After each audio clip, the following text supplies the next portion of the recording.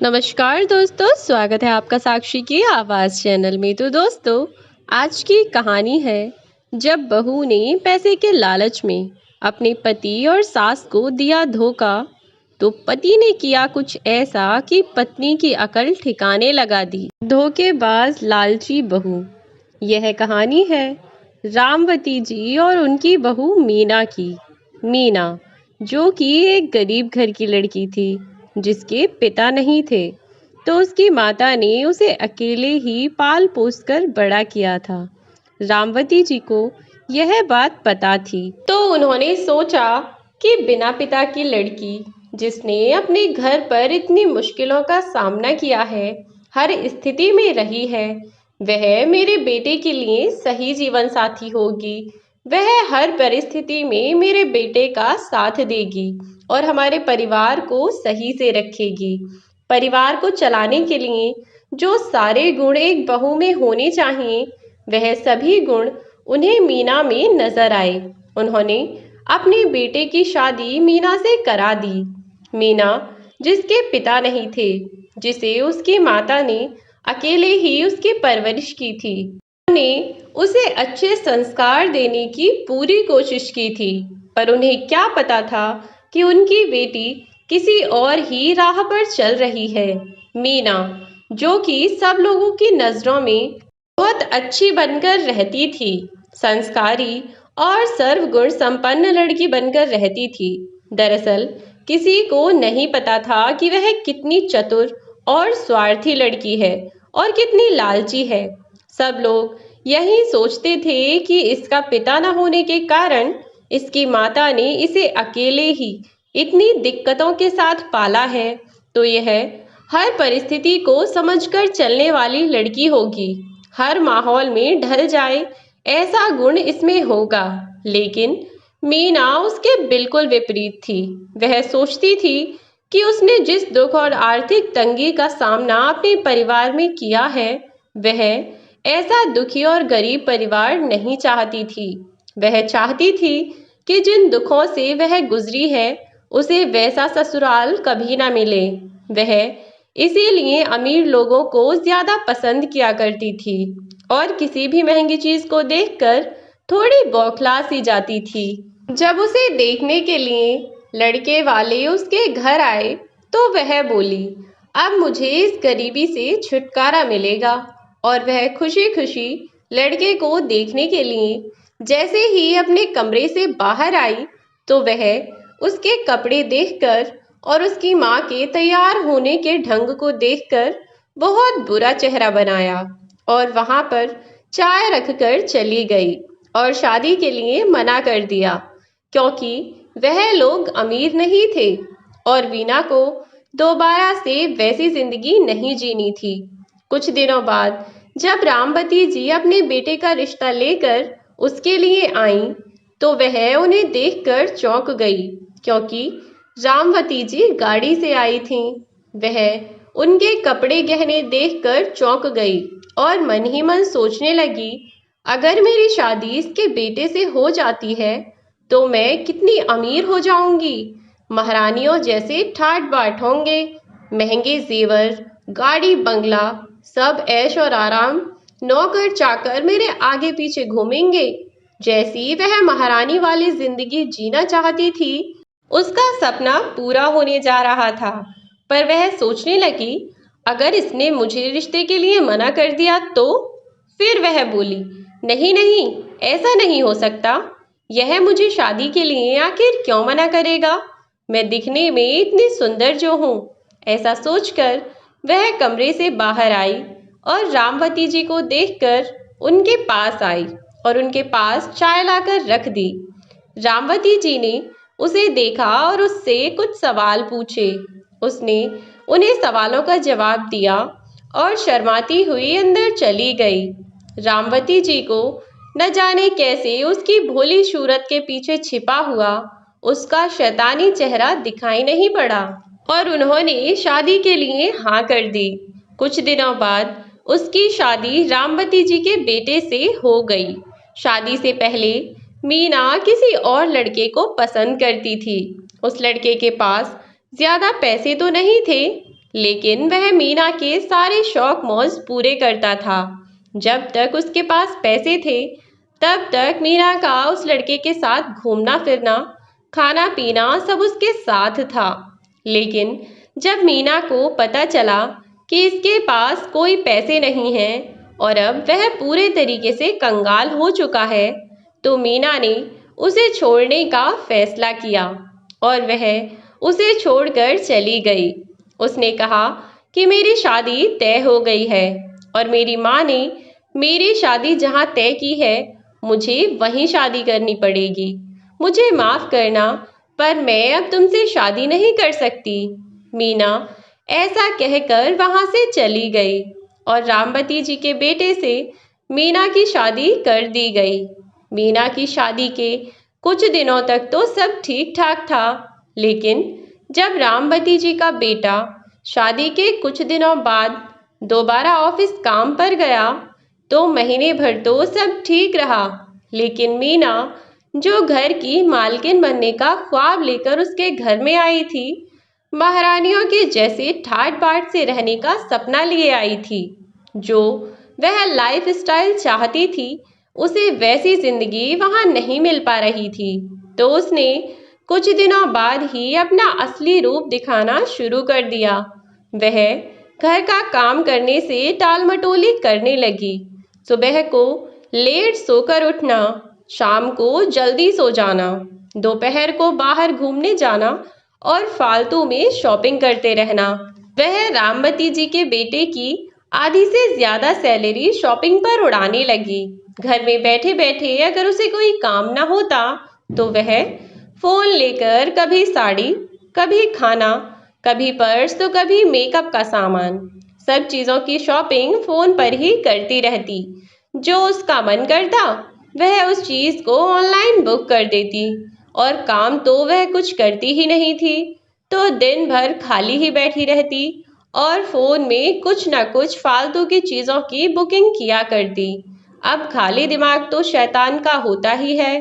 कुछ दिनों बाद जब रामवती जी ने मीना से कहा, मीना, तुम्हारे पास इतनी सारी साड़ियां हैं और गहने मेकअप का सामान भी है, अभी तो तुमने सब नया खरीदा था, अभी तुम्हारी शादी को हुआ ही कितना टाइम है, तुमने यह सब फिर से मंगा लिया और अब तो रखने के लिए तुम्हारे कबर्ड में जगह भी नहीं है।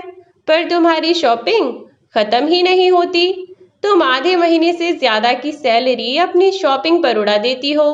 तो अब तुम ही बताओ कि घर का खर्चा कैसे चलेगा? और अगर ऐसे ही चलता रहा तो तुम मेरे बेटे की सारी सेविंग्स भी खर्च कर दोगी और उसके पास कुछ नहीं बचेगा।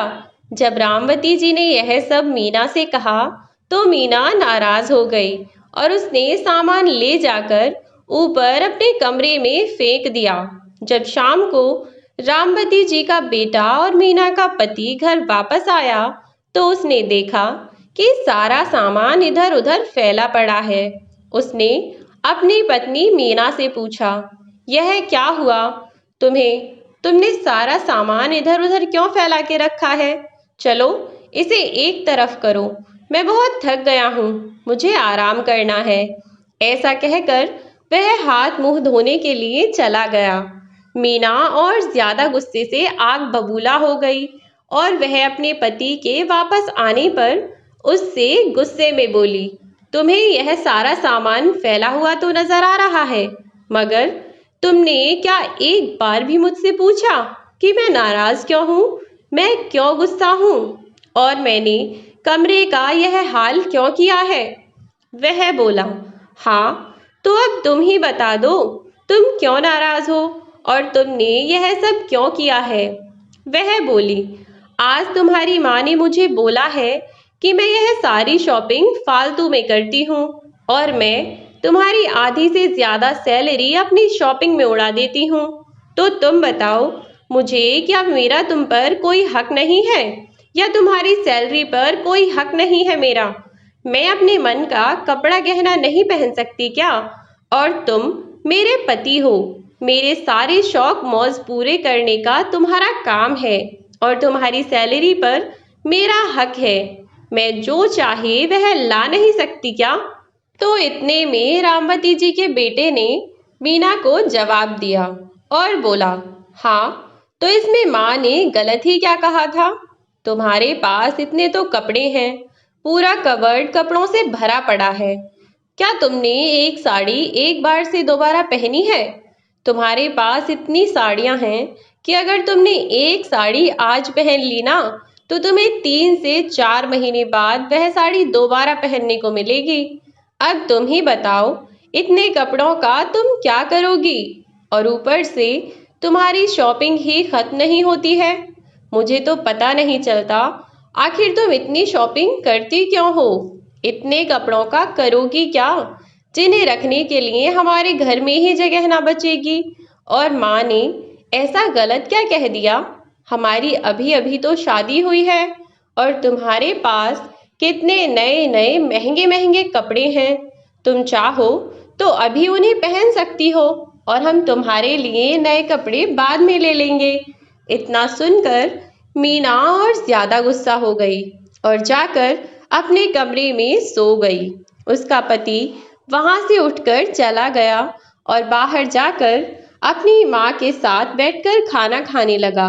अपनी माँ से कहने लगा, माँ मीना तो आपकी पसंद थी, पर मुझे समझ नहीं आता कि जैसी यह शादी से पहले थी अब तो वैसी नहीं है। यह पूरी बदल चुकी है। ना ही तो किसी का कहना मानती है और ना ही किसी की कोई बात सुनती है। अपनी मन मर्जी चलती है। पैसे तो इतने ज्यादा खर्च करती है जिसका कोई जवाब नहीं। तब रामवती जी बोली, नहीं बेटा, ऐसा नहीं है। इसने अपने घर पर तो अपनी मर्जी का कुछ लिया नहीं, तो शायद यह अपने सारे शौक मौज अब पूरा करना चाहती है। तो इसमें गलत ही क्या है? तुम इसके पति हो, इसका पूरा हक बनता है तुम पर और तुम्हारी सैलरी पर। इसका जो मन करे तुम इसे लेने दिया करो। तभी रामवती जी का बेटा बोला, माँ यह तो ठीक है, पर हर चीज की एक हद होती है। मेरे पास अब कोई पैसे नहीं बचे हैं और महीना कंप्लीट होने से पहले ही मीना ने मेरी सारी सैलरी और सेविंग्स खत्म कर दी हैं। मुझे तो यह समझ नहीं आ रहा कि अब बाकी का बचा हुआ महीना कैसे चलेगा। तब रामवती जी बोली, कोई बात नहीं बेटा, कुछ पैसे मेरे पास भी हैं, इस महीने का तो हम उससे देख लेंगे। लेकिन रामवती जी का बेटा बोला, माँ इस महीने का तो हम देख लेंगे, लेकिन अगर मीना की यही आदतें चलती रहीं तो यह दिन दूर नहीं कि हम लोग सड़क पर आ जाएंगे। क्योंकि मेरी भी नौकरी कोई गवर्नमेंट तो है नहीं, प्राइवेट नौकरी करता हूँ। पता नहीं कब छूट जाए, क्योंकि इन दिनों फैक्ट्री में काम कुछ ढंग का नहीं चल रहा है। तो मुझे लग रहा है कि फैक्ट्री कहीं बंद ना हो जाए। अगर फैक्ट्री बंद हो गई तो फिर मैं घर का खर्चा कैसे चलाऊंगा। उन दोनों की यह सारी बात मीना खड़ी होकर सुन रही थी और जैसे ही उसने उनकी बात सुनी तो बात सुनकर वह अपने कमरे में दोबारा से चुपचाप आराम से लेट गई। तभी वह सोचने लगी, अगर इसकी नौकरी छूट गई तो मैं अपने सारे खर्चे कैसे निकालूंगी, महंगे कपड़े कैसे पहनूंगी, अच्छा अच्छा खाना कैसे खाऊंगी।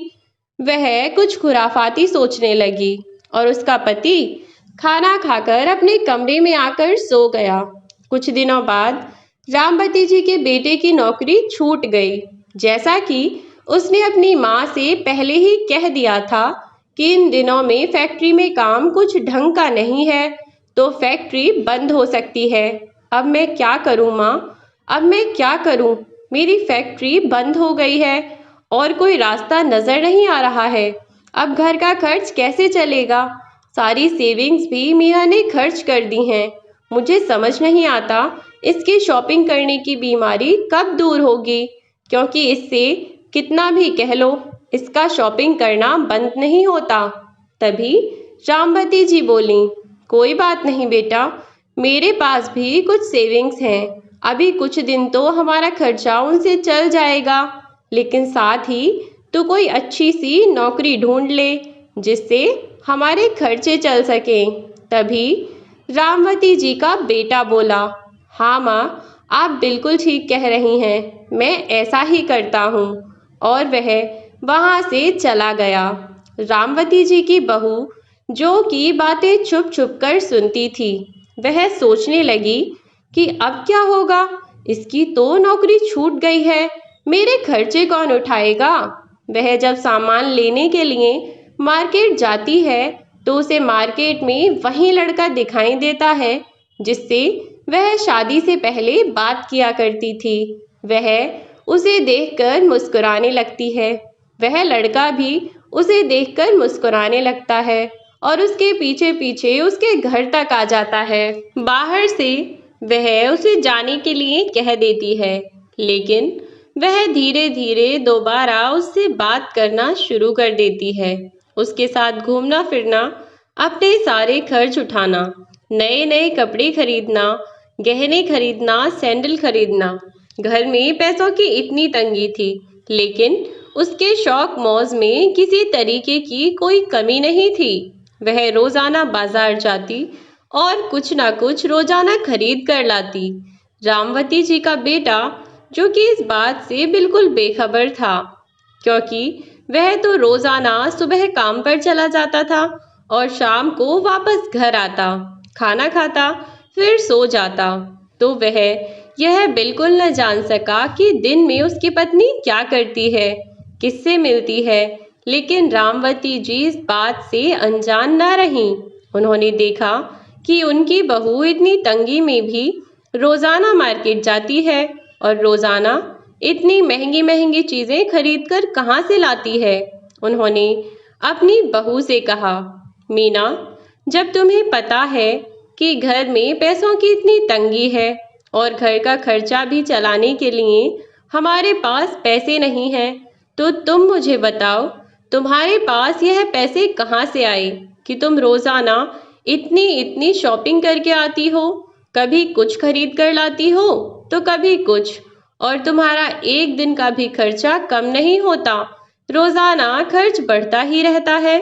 मुझे समझ नहीं आता कि तुम्हारे पास इतने पैसे आते कहाँ से हैं, क्योंकि अब तो मेरा बेटा भी इतने पैसे नहीं कमाता। उसकी भी फैक्ट्री बंद हो चुकी है, उसे भी कोई प्राइवेट नौकरी करनी पड़ रही है घर का खर्च चलाने के लिए। तो मुझे नहीं लगता कि तुम उससे पैसे लेती हो। और रही बात सेविंग्स की, तो तुमने उसकी सारी सेविंग्स पहले ही खर्च कर दी थी, तो तुम उससे भी यह शॉपिंग नहीं कर सकती हो। तो तुम मुझे बताओ, तुम यह सारी शॉपिंग करती कहाँ से हो? तुम्हारे पास इतने पैसे कहाँ से आते हैं? तब मीना ने अपनी सास से कहा, मुझसे ज्यादा फालतू सवाल पूछने की कोई जरूरत नहीं है। और वह बोली, शादी से पहले तो इतना रईस बनकर दिखा रही थी बुढ़िया, अब मुझे पता चला तुम लोग कितने भिखारी लोग हो। मैंने तो तुम लोगों की हालत देखकर शादी के लिए हाँ कर दिया था, लेकिन अब तुम लोगों से मेरे खर्चे तक तो उठ नहीं पा रहे हैं, तो तुम्हें क्या मतलब मैं यह गहने कपड़े शॉपिंग कहीं से भी कर रही हूँ? तुम होती कौन हो जिसे मैं बताऊं कि मैं यह सब कहाँ से लाती हूँ, जब मेरे पति को मुझसे कोई शिकायत नहीं है और उसे इस सब से कोई मतलब नहीं है कि मैं यह सब कहाँ से लाती हूँ, तो मैं तुझे क्यों बताऊं? ऐसा कहकर और रामवती जी को आंखें दिखाती हुई मीना अपने कमरे में चली गई। रामवती जी उसका यह रूप देखकर बहुत घबरा गईं और वह बहुत डर गई थी कि मीना को यह हुआ क्या है। उसने आज से पहले तो कभी भी उनसे इस तरीके से बात नहीं की थी और ना ही कभी तेज चिल्लाई थी। रामवती जी वहां से चुपचाप अपने कमरे में चली गईं और मीना भी अपने कमरे में जाकर आराम करने लगी। तब रामवती जी ने मीना की सारी बात अपने बेटे को बताई। मीना का पति बोला, नहीं माँ, मैंने तो मीना को कोई पैसे नहीं दिए, तो फिर वह इतनी शॉपिंग कहाँ से करती है? मीना ऐसा क्या कर रही है कि उसके पास इतने पैसे आ रहे हैं? माँ, मेरे पास तो इतने ही पैसे होते हैं कि मैं घर का खर्चा चला सकूं या फिर मीना के खर्च उठा सकूं। तो आप यह जानती हैं कि मुझे उसके खर्च उठाने से ज्यादा अपना घर चलाना सही लगता है। तब रामवती जी बोली, हाँ बेटा, तुमने सही कहा। पता नहीं मीना इतनी शॉपिंग कहाँ से करती है। और मैंने उससे बोला तो आज तो उसने बहुत बदतमीजी से बात भी की और मुझे घूरती हुई अपने कमरे में चली गई। इतना सुनने पर रामवती जी का बेटा बोला, क्या माँ, मीना ने आपके साथ बदतमीजी की? मैं अभी जाकर देखता हूँ उसे। तो रामवती जी बोली, नहीं बेटा, हो सकता है कि शायद मार्केट में किसी से किसी बात पर बहस हो गई हो और मैं बिना जाने ही उस पर बरस पड़ी थी, तो शायद उसे गुस्सा आ गया हो और वह ऐसा कहकर चली गई हो।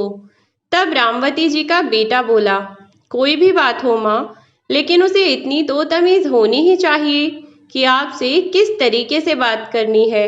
तभी रामवती जी बोली, रहने दे, जाने दे, खाना खाकर अपने कमरे में आराम कर ले। वह आराम करने के लिए गया तो उसने मीना से पूछा, क्या तुमने आज माँ से बदतमीजी की और उनसे ऊंचे लहजे में बात की? तो तभी मीना उसके सामने नाटक करने लगी और उसके पैरों में गिरकर माफी मांगने लगी और बोली, मुझे माफ कर दीजिए, आज मेरी बहस मार्केट में किसी से हो गई थी तो मैंने उसका सारा गुस्सा माँ जी पर उतार दिया। मैं अभी जाकर उनसे माफी मांगती हूँ और उन्हें सारी बात बता भी दूंगी। तब वह बोला, जरूरत नहीं है, आराम कर लो, माँ को पता है और उन्होंने मुझे भी समझाया था, पर मुझे लगा कि मुझे एक बार तुमसे पूछ लेना चाहिए, इसीलिए मैंने पूछा। तो वह बोली, मुझे माफ कर दीजिएगा, आज के बाद मैं माँ जी से ऐसे बात नहीं करूंगी। वह बोला, वही तुम्हारे लिए बेहतर होगा। अगर तुमने आज के बाद माँ से इस तरीके से व्यवहार किया तो मुझसे बुरा कोई नहीं होगा। ऐसा कहकर वह सो गया। तभी मीना सोचने लगी, हाँ, वैसे भी मुझे तुझसे क्या लेना और तेरी माँ से क्या लेना, मेरे खर्चे पूरे करने वाला तो आ गया है। ऐसा सोचकर वह मुस्कुराने लगी और जाकर लेट गई। अगले दिन सुबह हुई, उसका पति तो अपने काम पर चला गया, माँ भी कमरे में थी, लेकिन मीना के बिहेवियर में बहुत चेंज आ चुके थे। तभी उसकी सासू माँ ने उसमें यह सारे चेंज बहुत दिनों से वह नोटिस कर रही थी। तो वह सोचने लगी, आखिर ऐसा क्या हुआ है कि मीना इतनी बदल गई है। उसके बोलने का तरीका, रहने का तरीका, उसके खर्च, हर चीज में बढ़ोतरी हो गई है। वह सोचने लगी कि आज मैं जाकर देखती हूँ कि मीना आखिर रोज दोपहर को जाती कहाँ है। उन्होंने मीना का पीछा किया और उसका पीछा करते करते उसे मीना की सारी हरकतों के बारे में पता चल गया। वह घर आई, घर आकर वह मीना पर बरस पड़ी और बोली, मुझे तेरी सारी करतूत के बारे में पता चल गया है। मैंने तो सोचा था किसी गरीब की बेटी है, बाप नहीं है, मेरे घर में रहेगी तो मेरे बेटे को भी समझेगी और मेरे घर को भी अपना घर समझकर ही रहेगी। लेकिन नहीं, मैं गलत थी। बाप न होने की वजह से तो तू और बिगड़ी हुई है। तेरे जैसी बदतमीज और मक्कार लड़की मैंने आज तक नहीं देखी। तेरा पति है, सास है, तेरा भरा पूरा परिवार है, लेकिन तूने अपने परिवार को धोखा दिया और बाहर किसी और लड़के के साथ घूम रही है। तुझे एक बार भी यह करते शर्म नहीं आई कि जब तेरे पति और सास को पता चलेगा तो क्या होगा, उन पर क्या बीतेगी? तूने जरा भी हमारे बारे में कुछ नहीं सोचा? समाज के लोगों को जब पता चलेगा तो क्या इज्जत रह जाएगी हमारी समाज में? समाज में हमारी बहुत इज्जत है। मीना बोली, जब तुम्हारे बेटे से मेरा खर्चा उठाया नहीं जाता तो मैं क्या करूं? मुझे कुछ तो करना ही होगा जिससे मैं अपनी मनचाही लाइफ स्टाइल को सुकून से जी सकूं। मैं दोबारा उस गरीब और झोपड़पट्टी में अब नहीं रहूंगी। अब मैं वैसे रहूंगी जैसे मैं रहना चाहती हूँ। ऐसा कहकर उसके और उसकी सास के बीच हाथापाई होने लगी और गलती से उसका धक्का उसकी सास को लगा और सास सीढ़ियों से लुढ़कती हुई जाकर नीचे गिरी और उनकी बहू को लगा कि उसकी सास की मौत हो गई है। यह सब घटना उसके पड़ोस की एक महिला ने देख ली थी। जैसे ही बहू घबराकर अपने कमरे में गई और अपने पति के पास फोन करके उसने सारी बात बता दी कि माँ जी सीढ़ियों से गिर गई हैं, आप जल्दी से घर आ जाइए। उसका पति घर आया और वह अपनी माँ को डॉक्टर के पास लेकर गया। डॉक्टर ने उसकी माँ को बचा लिया, लेकिन माँ ने सारी बात अपने बेटे को बता दी। तब रामवती जी के बेटे ने एक प्लान बनाया और उसने डॉक्टर से कह दिया कि बाहर जाकर सबसे यह कहना है कि माँ अब नहीं रही। डॉक्टर ने कहा, पर ऐसा क्यों करना है? तब उसके बेटे ने कहा कि वह अपनी पत्नी को सबक सिखाना चाहता है, उसे और उसके प्रेमी को रंगे हाथ पकड़ना चाहता है और उसका गुनाह उसके मुंह से कबूल करवाना चाहता है। उसने जो उसकी माँ के साथ किया है वह उसकी सजा भी उसे दिलाएगा, पर सही तरीके और सही ढंग से। डॉक्टर ने भी उसकी बात मान ली और बाहर जाकर सबसे यही कहा कि रामवती जी अब इस दुनिया में नहीं रही। यह बात सुनकर उनकी बहू मीना भी बहुत खुश हुई।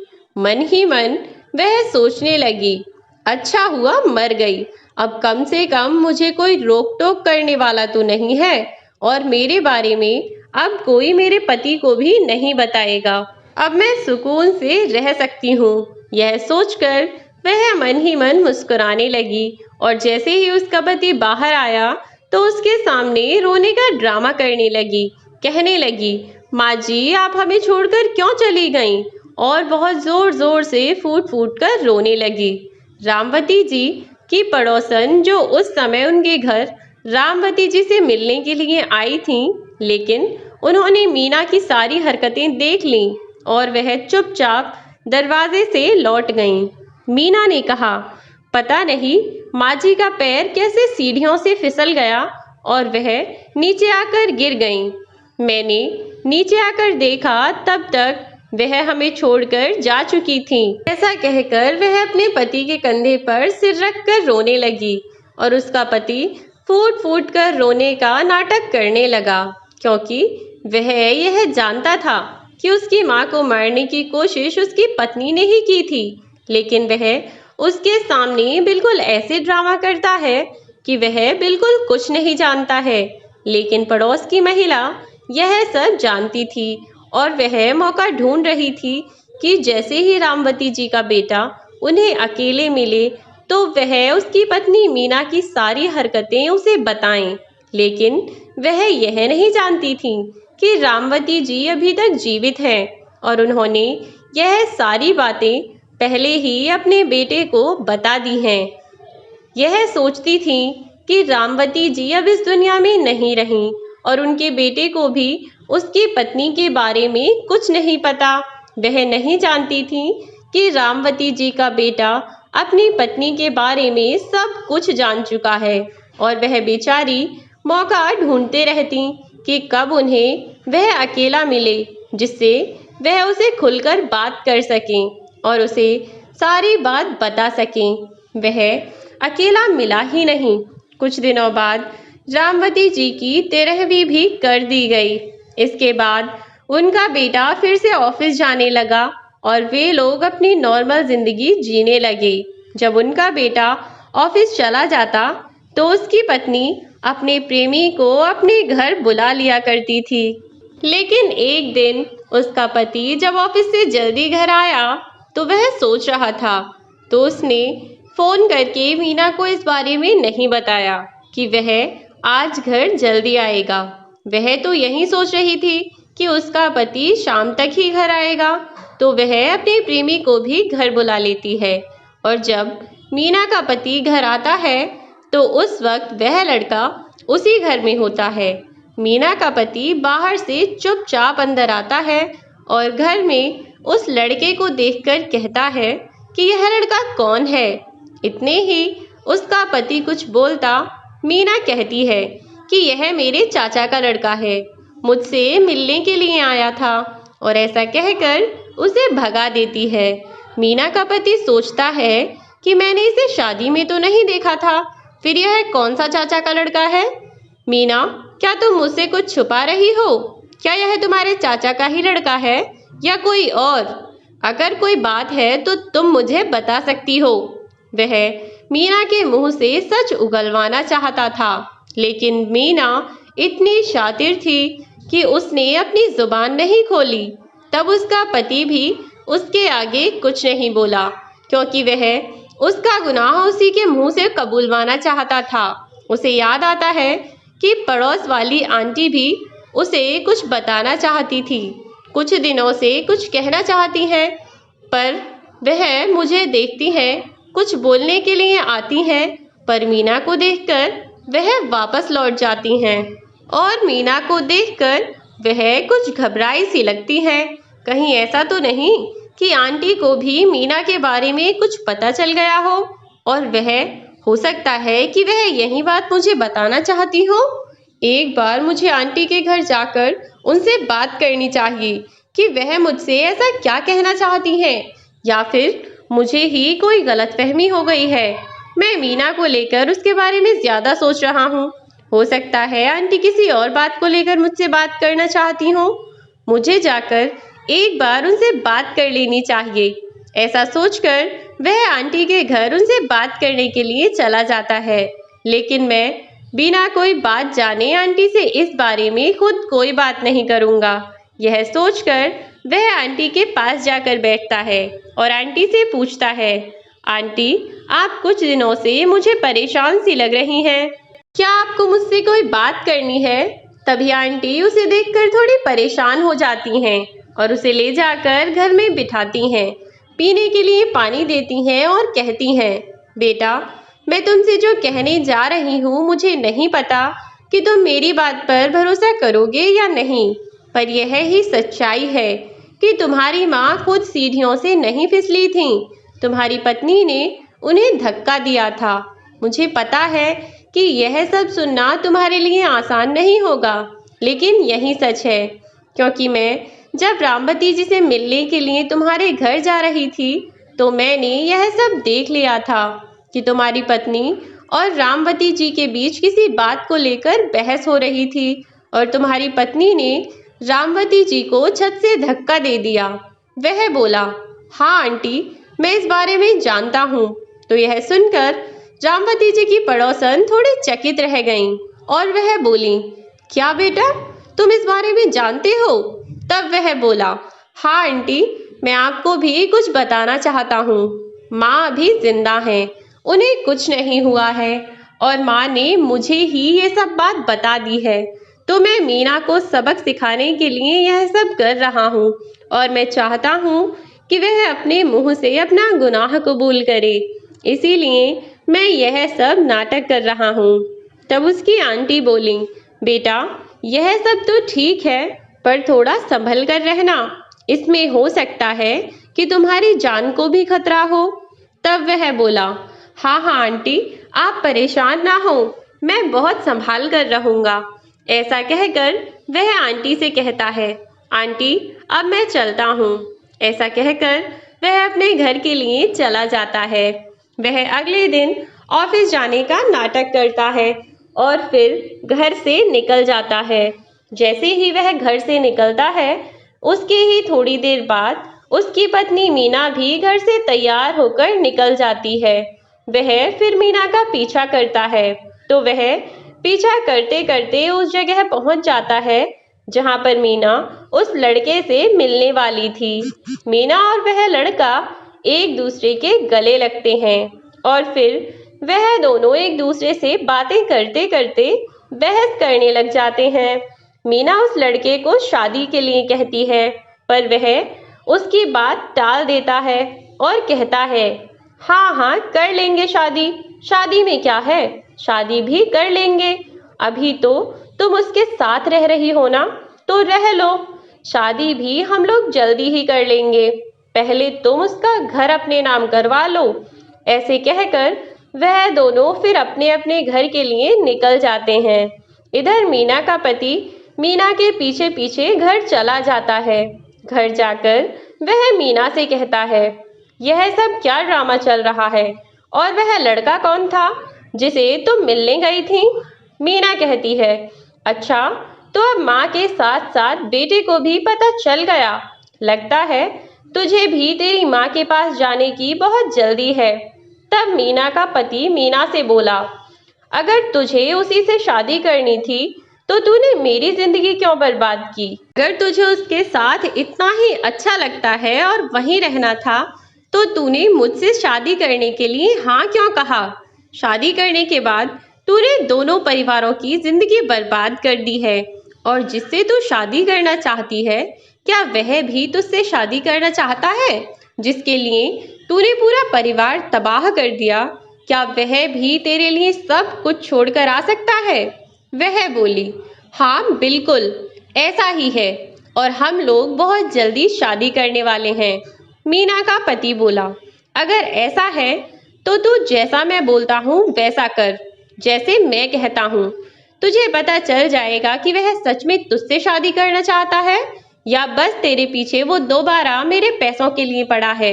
ऐसा कहने के बाद उसकी पत्नी मीना कहती है, हाँ हाँ, तुम्हें जो बोलना है तुम बोलो। वह मुझसे ही शादी करना चाहता है, उसे पैसों का कोई लालच नहीं।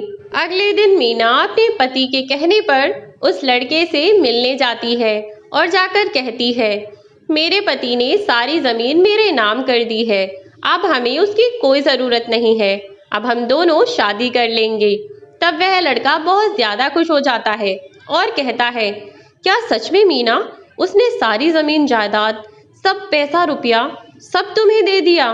और मीना कहती है, हाँ हाँ। तब वह कहता है, अब हम लोग शादी कर लेंगे मंदिर में चलकर, पर उससे पहले तुम जल्दी से सारी जमीन जायदाद मेरे नाम करवा दो।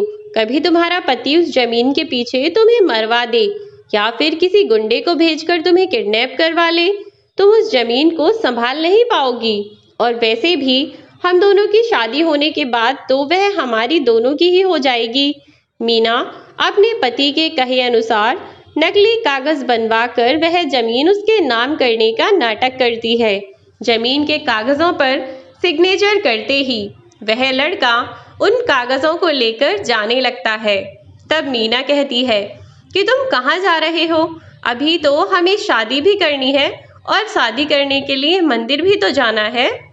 तब वह लड़का मीना पर हंसने लगता है और कहता है, अरे पागल, मुझे तुझसे कोई शादी नहीं करनी। मैं तो तेरे जरिए यह जमीन जायदाद को अपने नाम करवाना चाहता था। तूने इन पैसों के लिए ही तो मुझे छोड़ा था ना। अब मेरा बदला पूरा हो गया। ऐसा कहकर वह लड़का वहां से चला जाता है और मीना वहां खड़े होकर यह सब देखती रहती है और अपने किए हुए पर बहुत पछतावा करती है कि मैं एक ऐसे इंसान के लिए अपना घर परिवार सब कुछ बर्बाद कर दिया जिसे मेरी कोई कदर ही नहीं थी। और ऐसा सोचकर वह जब घर जाती है तो उसका पति उससे कहता है, क्या हुआ मीना, तुमने शादी नहीं की अपने प्रेमी से, या फिर तुम्हारा प्रेमी तुमसे शादी तोड़कर चला गया, तुम्हें छोड़कर चला गया? देखा, उसे तुमसे कोई प्यार व्यार नहीं था और ना ही वह तुमसे कभी शादी करना चाहता था। उसे तो बस तुम्हारे पैसों से ही प्यार था और वह अपनी बेइज्जती का बदला लेना चाहता था। जो तुमने पैसे के लिए मुझसे शादी की थी ना, और उसे छोड़कर तुम आ गई थी, वह बस उसी का बदला लेना चाहता था। मीना ने उससे माफी मांगी और उसके पांव में गिड़गिड़ा कर रोने लगी। मुझे माफ कर दो, मैं तुम्हारी बहुत बड़ी गुनहगार हूँ।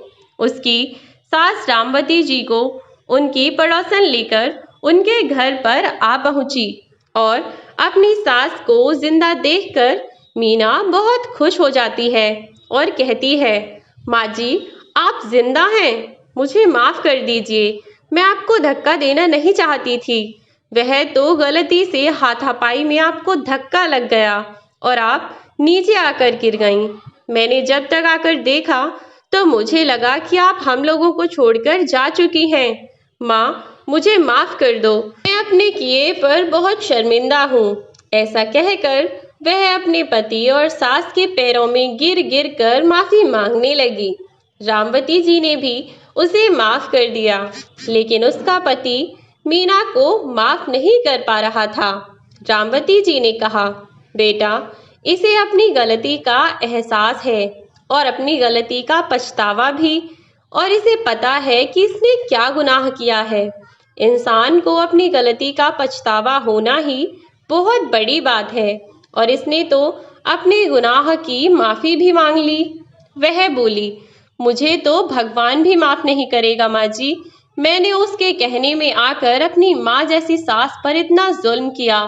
यह सब बातें सोच सोच कर वह रोने लगी और अपने पति से बोली, मुझे माफ़ कर दो, मैं तुम्हारी गुनहगार हूँ और माँ जी की भी। मैंने ऐसे धोखेबाज के चक्कर में आकर अपनी माँ जैसी सास के साथ ऐसा किया।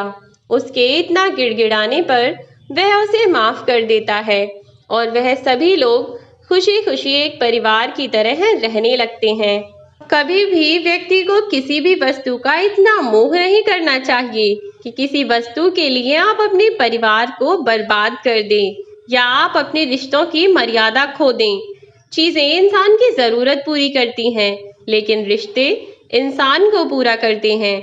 इसलिए वस्तुओं को व्यक्ति से ज्यादा महत्व ना दें और इतना लालच ना करें कि लालच में आकर आपकी दशा धोबी के कुत्ते जैसी हो जाए कि ना आप इधर के रहें ना उधर के। तो दोस्तों, यह थी हमारी आज की कहानी। यह कहानी आपको कैसी लगी हमें कमेंट बॉक्स में ज़रूर बताएं। वीडियो अगर अच्छी लगी हो तो लाइक और शेयर करना ना भूलें। अगर आप इस चैनल पर नए हैं तो चैनल को सब्सक्राइब ज़रूर कर दें ताकि नई वीडियो की नोटिफिकेशन आपको मिलती रहे। मिलती हूँ आपसे एक नई वीडियो में एक नई कहानी के साथ। तब तक के लिए बाय बाय मेरे प्यारे दोस्तों, अपना ख्याल रखें।